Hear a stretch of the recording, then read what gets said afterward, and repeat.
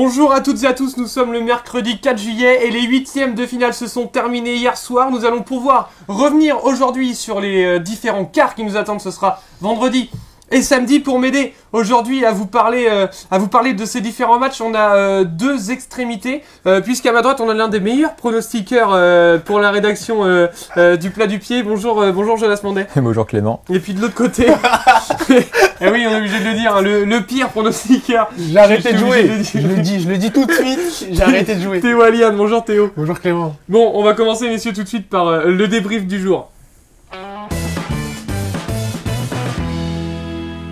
Bon, messieurs, on va revenir sur les matchs d'hier. Hein. Vous aviez donc eu de mauvais pronostics, on l'a dit. Vous aviez mis la Suisse. J'ai rien mis.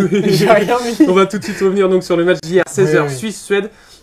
Match décevant. Il y a un match entre le pire, c'était France-Danemark. Mais là, je pense qu'on a passé un cap. Ah, franchement, c'était très décevant pour un huitième de finale, même si c'est pas des équipes très joueuses à la base. On attend quand même mieux, plus d'intensité, plus de rythme et donc plus d'occasions. Là, on était déçus, mais est-ce qu'en vrai, on est vraiment surpris de la prestation de la Suède et de la Suisse, qui sont des équipes assez défensives à premier abord. Et là, on voit qu'elles ne nous ont pas fait vibrer. Franchement, on ne peut pas dire sur la table qu'on était étonné de voir un match comme ça. C'est plutôt, par exemple, un match comme l'Espagne, où là, on était déçu de la qualité du jeu. Mais là, la Suède est passée. Franchement, ça m'a rien fait de spécial. Hein. J'étais assez déçu du match, mais sinon, bravo à eux. Hein. Bon, Jonas, pour vous, est-ce que, on l'a vu pendant les phases de poule, la Suède était solide derrière, c'était plus compliqué devant, même malgré le 3-0 infligé au Mexique, c'est ça. Est-ce que vous sentez qu'il y a quelque chose à faire pour ces Suédois le quart de finale contre l'Angleterre, on sait que les Anglais, à chaque fois, ils sont assez décevants. Est-ce que vous pensez que les Suédois ont vraiment leur carte à jouer sur ce quart?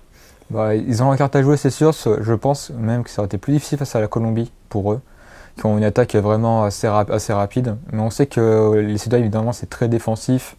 On est juste à regarder par rapport au nom. Granqvist, on connaît encore à le connaître maintenant avec la Coupe du Monde qu'il fait. En attaque, on a Toivonen et Telling, qui ne sont pas forcément des noms qu'on retient au niveau de grands attaquants. Et je pense qu'ils n'ont pas vraiment une carte à jouer face à l'Angleterre, même. Pour eux, ils ont eu de la chance de tomber face à la Suisse, en fait, concrètement, pour les huitièmes de finale.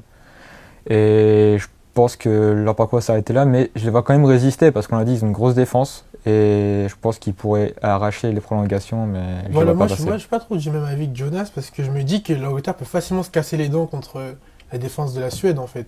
Et dans ces cas-là, là, ils ont un coup à jouer. On voit que sur une occasion, une petite contre-attaque, on se souvient contre l'Allemagne, ça peut aller très vite et ils peuvent peut-être les mettre en grande difficulté. Et moi, je suis pas aussi fermé. Je me dis que attention pour l'Angleterre. Je dis attention, mais j'ai vraiment du mal à voir les attaquants suédois faire face à une défense quand même assez solide en Angleterre, en fait. Mais après, il y a une vraie possibilité, parce que ce qu'on pense pas encore à la Suède, c'est que la Suède a quand même battu la France au mois d'août 2017, a également sorti l'Italie. Alors certes, ce n'est pas la grande Italie, mais ça reste l'Italie, et faire 0-0 là-bas, c'est quand même pas si facile que ça. C'est pour ça que je me dis que l'Angleterre, franchement, ils peuvent se casser les dents sur la Suède, parce que certes, c'est pas impressionnant, c'est pas beau tout ce qu'on veut, mais finalement, ça gagne des matchs. Et ça met en grande difficulté des équipes comme l'Allemagne, qui a gagné, mais on a vu que c'était très très compliqué, la France et l'Italie. Donc je pense qu'il faut peut-être pas minimiser la Suède, même si c'est pas un grand football. On va repartir sur les matchs qui s'est passé à 20h. Hier, Jonas, on a vu 20 belles premières minutes où ça allait des deux côtés. Et puis, le match était plus terne au fur et à mesure. Ouais. Est-ce que les Anglais ont réussi enfin à passer un cap, on peut le dire, depuis 1966 et cette fameuse victoire? Je pense pas. Je ne pense pas que les Anglais aient vraiment passé un cap avec ce match. On l'a vu, ça resté assez fébrile après les 20 premières minutes. Beaucoup de personnes attendaient de dominer la Colombie. Bon, personnellement, moi pas vraiment. J'ai vu les Colombiens vraiment faire face à l'Angleterre. Et ça s'est vu dans les dernières minutes. Ils ont réussi à marquer le but qui était décisif pour eux, en quelque sorte.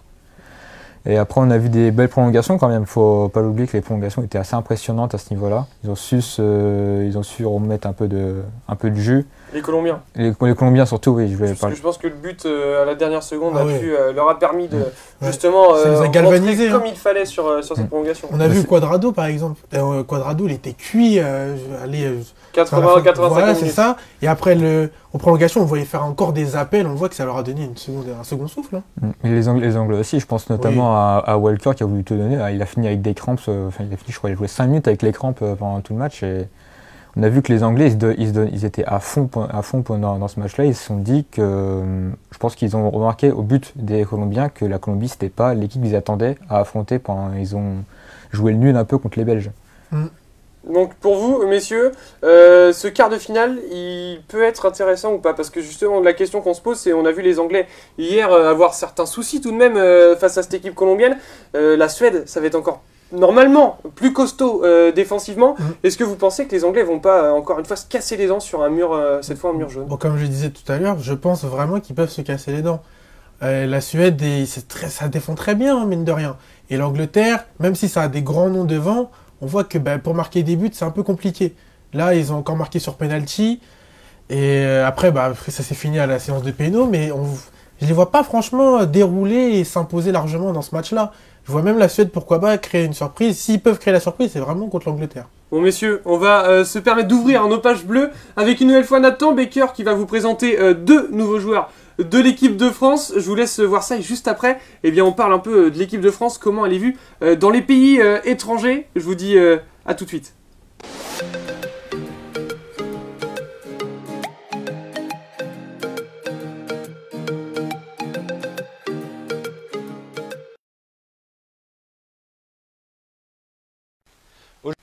Aujourd'hui, je m'occupe de présenter deux joueurs de notre milieu de terrain, Paul Pogba et N'Golo Kanté.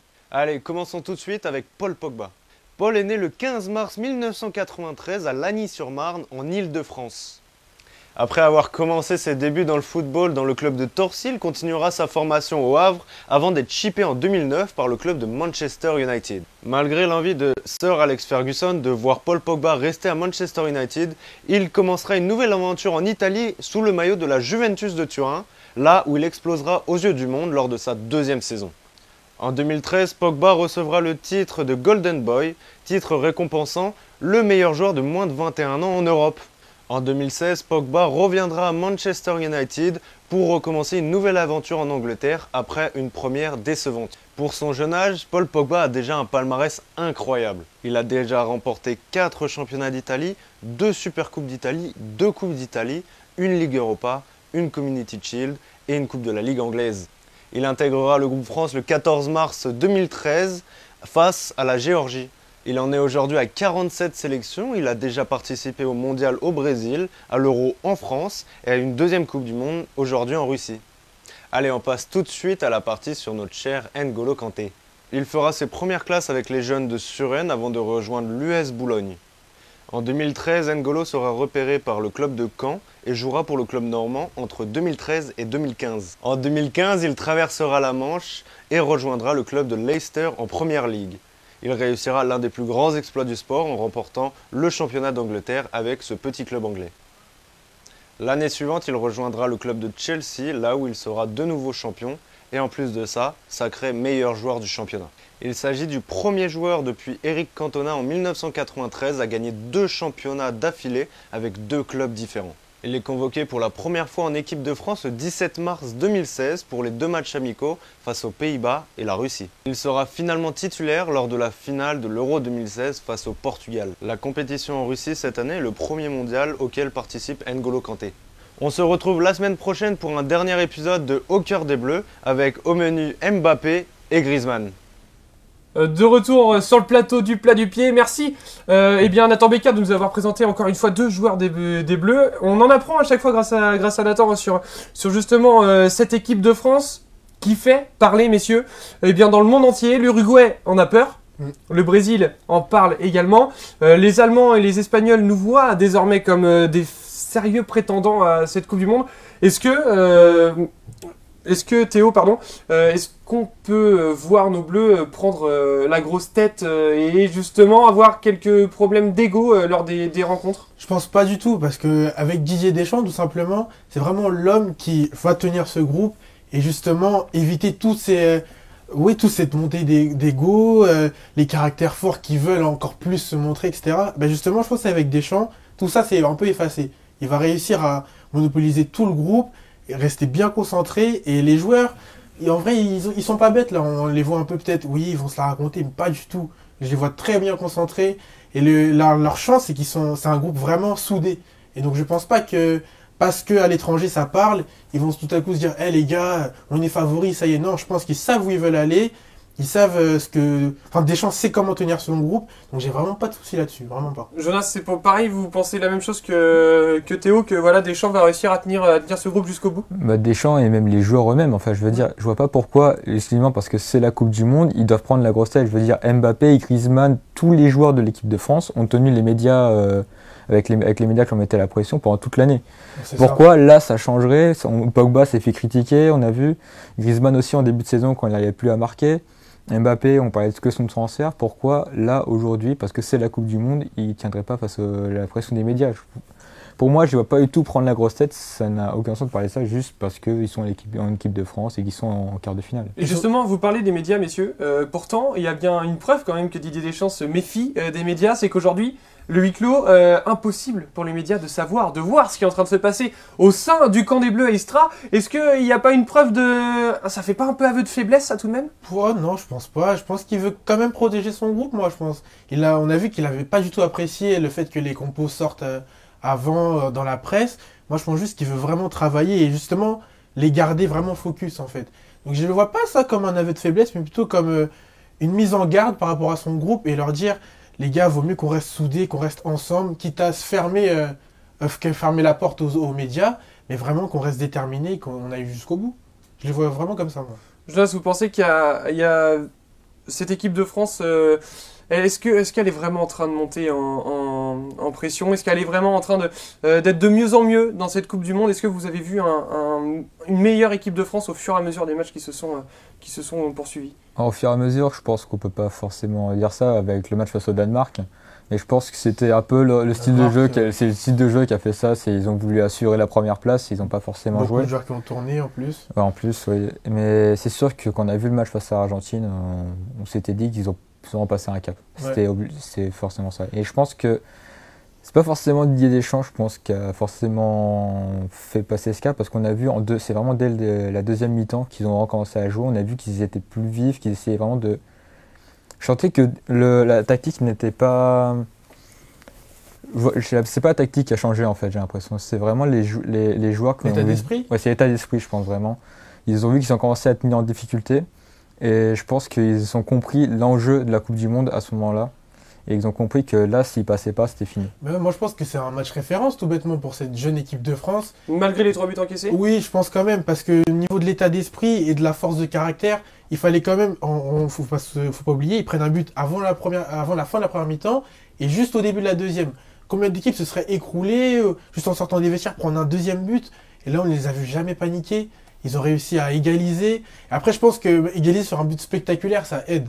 Tout bêtement, dans la tête des adversaires, et ça met un coup au moral énorme aux Argentins, on les a vus. Après le but de Pavard, ils étaient en perdition totale. Et je pense que, franchement, même si on prend 3 buts, certes, mais au niveau de la tête, ça a beaucoup joué chez nos Bleus. On va continuer, messieurs, juste après à parler des 3 autres quarts de finale. On a pu déjà vous parler de Suède-Angleterre, mais il y en a 3 autres, hein, et dont un très attendu, Brésil-Belgique, pour ceux qui ne sont pas forcément suiveurs de l'équipe de France en tout cas. Il y a également le pays hôte, la Russie. Grande surprise qui a sorti l'Espagne, désolé pour vous Jonas d'ailleurs, la Russie qui a sorti l'Espagne et qui affrontera la Croatie, ça sera samedi. Et puis on va parler bien entendu du match de notre équipe, l'équipe de France, qui n'en finit plus de faire parler dans le monde, comme vous avez pu le comprendre. Mais tout de suite, on va passer à l'instant Tweetos.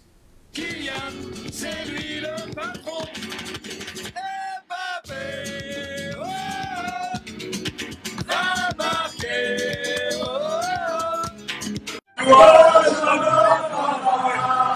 Je crois pas que vous connaissez. Puissant de Lupa, puissant de Draca. On n'a pas jamais pas.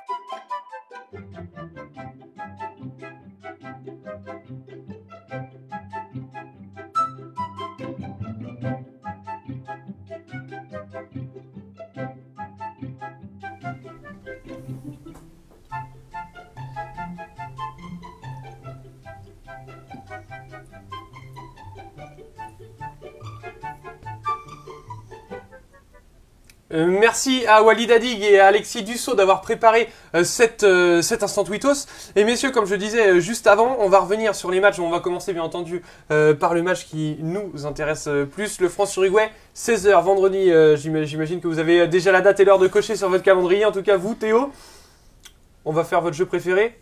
Pronostic. Franchement, j'ai du mal à pronostiquer le match de l'équipe de France en essayant d'être le plus objectif possible. Allez, je dirais 2-1 pour l'équipe de France. Jonas, pour vous? Moi, j'espère voir un match un peu comme face à l'Argentine. Bon, ça va être plus compliqué forcément, mais je pense que s'il continue sur la même lancée, on peut même peut-être voir un 3-2. Mais 2 reste à mon pronostic, je dis ça juste pour vous mettre un peu la différence avec Théo, ou pas dire la même chose. On parle de l'Uruguay qui défend extrêmement bien. Est-ce que vous savez combien a pris de carton jaune l'Uruguay depuis le début de la Coupe du Monde? Un seul, Betancourt. Ouais. Pour vous dire que ça défend très très bien du côté uruguayen. Et c'est propre. Ils ont très rarement le ballon. Quand on l'a vu contre le Portugal, ils ont très rarement le ballon et ils défendent extrêmement bien sans faire de faute. Jiménez, Godin, ils vont retrouver leur ami Griezmann et puis également Lucas Hernandez sur le côté. Est-ce que la France, avec Giroud en pointe, peut faire la différence devant ces deux défenseurs qui font pourtant si peur? Ben là, par exemple, contre l'Argentine, Giroud n'a pas eu un grand rôle dans ce match-là. Autant là, contre l'Uruguay, il permettait quand même d'ouvrir des espaces. Il permettait, mais c'est pas. Je l'attends plus là, contre le match contre l'Uruguay, avec des espaces très fermés où il faudra monopoliser Godin et Jiménez pour que justement Griezmann et Mbappé puissent à leur tour jouer. Donc je pense que Giroud, oui, il aura une très belle carte à jouer. Ça va être très dur pour lui. Et c'est pour ça qu'il faudra l'épauler. Et je ne sais pas si c'est la clé de ce match-là, mais c'est un grand rôle pour moi. Et pour vous, la clé, ça sera laquelle, Jonas? J'espère encore une fois Mbappé, parce qu'il ne faut pas oublier qu'en diamant en centrale, c'est très bon. Mais sur les côtés, bon, ça reste évidemment c'est bon. On a vu Laxalt et Caceres font vraiment le boulot. Mais je pense que Mbappé et celui qui sera là côté gauche vont avoir un grand rôle à jouer pour pouvoir essayer de percer cette défense uruguayenne. On ne sait pas, on ne peut plus pas voir Lemar, Matuidi. Non, Matuidi ne pourra pas, il est suspendu. Tolisso. Lemar, Tolisso, il y a plein d'options encore, même Dembélé. C'est pas encore, mais j'espère qu'il mettra un joueur offensif parce qu'il va falloir à un moment ça percer. Pourrait être Fekir. Moi, je le vois pas. Il pourrait y avoir la surprise Fekir. Peut-être, mais là, à l'heure actuelle, si on me demandait qu'est-ce que compte faire d'échange, je vois plutôt Tolisso en fait. Tolisso, il y a un retour au 4-3-3. Ça me fait pas rêver, ça me fait pas plaisir non plus. Je pense qu'on va pas rêver pendant ce match-là. Non, je pense pas du tout. Est-ce qu'on n'a pas besoin de rêver en fait? Là, il faut vraiment gagner. On sait que ça va pas être spectaculaire. Il y aura pas 5 buts dans le match. Je pense juste qu'un mec comme Tolisso, là, il peut apporter et je le vois vraiment jouer aux côtés de Kanté et Pogba. En fait, je vois bien un 4-3-3. Vous m'avez dit tous les deux, victoire donc de l'équipe de France. On va passer au potentiel demi-finaliste contre notre chère équipe bleue. Un match vraiment qui est attendu, on en a parlé, ça fait longtemps qu'on en parle. Le Brésil affrontera la Belgique. Attention, pour les Brésiliens, là il y a danger. Ouais, effectivement, là les Brésiliens, je pense que cette balle, pour moi, à part la finale, le plus gros match qu'on va de la compétition, c'est... On a une équipe belge qui monte en puissance, on a vu qu'ils n'étaient pas forcément bons pendant l'Euro, mais on a vu qu'ils c'était beaucoup mieux formé, on va dire, offensivement. On a vu que maintenant ils arrivaient vraiment à marquer, alors qu'avant ils avaient beau avoir l'équipe, c'était pas forcément très bon à chaque fois en attaque. Ils ont un milieu aussi qui est époustouflant, je pense d'avoir un De Bruyne. Pas du tout d'accord. Ah, pas du tout. Je parle au niveau des noms, je parle pas forcément au niveau du niveau de jeu. Je sais que depuis le début, c'est pas forcément ça. Fort, mais avec un joueur comme De Bruyne ou comme Feigny, qui est plutôt pas mal, faut pas se mentir. Je pense que ça Je pense que ça peut justement, il peut créer la surprise justement pendant un match. Il peut avoir des éclairs de génie qui peut faire chuter peut-être le Brésil. Allez-y, vous pouvez donner votre avis. Moi, je suis pas d'accord parce que déjà, pour moi, s'ils jouent comme ça là en 3-4-3, pour moi, c'est suicidaire. Jouer comme ça, dans ces dispositifs-là, avec Meunier, Carrasco sur les côtés, pour stopper éventuellement Willian ou Neymar, pour moi, ça tient pas la route déjà. Et De Bruyne, Witsel, je me dis, ils vont se faire manger par Fernandinho, parce que Casemiro sera suspendu. Fernandinho et Paulinho, en fait. On voit que c'est pas des milieux... Certes, De Bruyne est très fort, on le sait tous. Déjà, dans cette Coupe du Monde, il est pas brillant du tout. Et là, pour moi, il est trop bas sur le terrain. Et avec Witsel, pour moi, il n'y a pas assez d'impact. Et pour nos amis belges, j'ai peur que ça explose. J'avais déjà dit dans une précédente émission, s'ils jouent en 3-4-3, pour moi, c'est mort. Vraiment. Et le Brésil, il faut pas oublier, ça a pris qu'un seul but dans la compétition. On parle de Meilleure l'Uruguay. défense. Voilà, on parle de l'Uruguay, mais eux, c'est très très solide. Ils peuvent marquer sur tout type d'action. Coup de pied arrêté, je sais pas moi, centre, corner, frappe, tout. En fait, ils sont très très complets. Ils sont peut-être pas impressionnants dans la manière de jouer, mais finalement, on les voit jamais paniquer. Et comme a dit le sélectionneur serbe, on dirait un club, le Brésil. Et ça, je trouve que c'est très fort. Est-ce que vous juste pouvez me donner à votre revenir, par contre, pronostic, Jonas, juste avant de revenir justement sur Mon les propos de pronostic, Théo. je dirais 2-2 pour la Match 90e nul minute ou à la 90e. Ouais.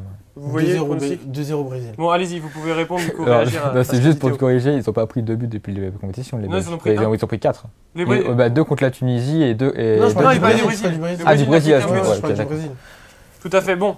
On l'a dit, Suède-Angleterre, vous voyez tous les deux donc l'Angleterre si je me trompe pas. Ah, Ah, je sais pas. dites-moi votre pronostic. Je dirais, Sachez qu'il ne faut pas le suivre. je dirais la Suède en bout de prolongation ou tir au but. Très bien. Et pour vous? Moi, l'Angleterre au tir au but aussi. Très bien. Bon, on va finir sur le match du pays hôte là. On va pas reparler du match contre l'Espagne, Jonas, je vous rassure, on va pas en reparler de ce match-là. Mais les Russes ont quand même fait forte impression, défensivement en tout cas. Défensivement, ouais. Et est-ce qu'ils peuvent aller, encore une fois, aller titiller cette équipe croate qui pourtant, depuis 2016, on la sent monter en grade, on sent que voilà, il se passe quelque chose. Mandzukic, Rakitic, Modric, bon, pour ceux qui ne connaissent pas le football, ça sera surtout des hitch qu'ils vont entendre. Mais cette équipe croate est tout de même extrêmement impressionnante, en tout cas sur le papier. Sur le papier, c'est sûr qu'on voit des joueurs qui jouent à chaque fois dans des gros clubs. On a beau regarder n'importe quel poste, on a un joueur qui joue dans le top 10 européen des clubs. Et on a beaucoup qui ont fait la finale de Ligue des Champions, en passant par Ouais. Lovren, Ouais. Modric, on a Kovacic également qui est sur le banc. Et pour ça, c'est plus tactique, Kovacic, parce qu'il a plus un rôle plus défensif et forcément, ça ne peut pas forcément rentrer sur les papiers du sélectionneur. Mais je pense que ça va être un match comme l'Espagne, en fait, vraiment. La Russie va jouer sur la défense, ils ont vu que ça a marché face à l'Espagne. Mais là où ça va changer, c'est au niveau de la Croatie. La Croatie va attaquer. Pas comme l'Espagne. La Croatie, ils vont se permettre, ils vont vraiment aller de l'avant. Je pense que techniquement, ça va être meilleur aussi. Je pense que Modric, Perisic, ça peut créer des trous dans la défense russe. Ils ont des joueurs pour faire des passes et c'est ça. casser des lignes en fait. Mais- Modric, Rakitic, c'est les meilleurs passeurs aujourd'hui en Ah Europe. oui, c'est ce sûr. qu'on fait de mieux. C'est sûr, mais attention avec l'équipe de la Croatie de ne pas l'avoir trop belle parce que moi j'ai l'impression qu'on voit le même scénario que l'Euro. Je pense qu'ils ont le souvenir de l'Euro tout de même Ben, contre le Portugal et et j'ai- je pense et- que c'est beaucoup moins facile de la battre cette équipe. C'est peut-être beaucoup moins facile, mais on regarde contre le Danemark. Franchement, on s'attendait pas à avoir un match comme ça de la part de la Croatie. Je parle du Ouais. Danemark, ils sont restés dans leur registre, il n'y a pas de problème. Mais la Croatie, on attendait beaucoup plus. Et j'ai peur qu'en fait, phase de poule très impressionnant, comme à l'Euro, exactement pareil. Très Avec impressionnant. victoire 2-1 à l'Euro hein, d'ailleurs. Voilà, c'est ça. Après, en Contre l'Espagne, pardon. arrivé en huitième à l'Euro, ça sort. Et là, en vrai, ils ont eu très très chaud. Ils ont eu très très chaud et je me dis, j'ai peur parce que ça va ressembler au même match. La Russie va rester derrière, va fermer, va peut-être éventuellement jouer un contre s'ils peuvent et encore. Mais j'ai peur que la Croatie se casse les dents et ne trouve pas de solution et qu'en fin de compte, on soit déçu par ces Croates. J'espère qu'ils vont nous proposer un grand football, mais j'y pense pas, franchement. je Bon, pense pas. messieurs, avant de passer au quiz, votre pronostic donc, Jonas 1-0 pour les Croates. Ouais. 1-0 pour les Croates. Ouais, 2-1. Bon, messieurs, c'est l'heure maintenant de passer au quiz. Bon, allez, vous l'avez compris hier, comment se passait maintenant notre quiz, messieurs. On l'a vu, on la rappelle avec Maxime Lavandier, et on a changé les règles un peu pour que ce soit plus marrant, on va dire ça comme ça, et puis pour qu'il y ait un vrai intérêt à gagner aujourd'hui, eh bien le perdant va devoir payer le restaurant aux deux présentateurs, donc à Maxime et à moi-même. Ça vous marche, messieurs ? Je sais pas De toute façon, vous n'avez pas vraiment le choix.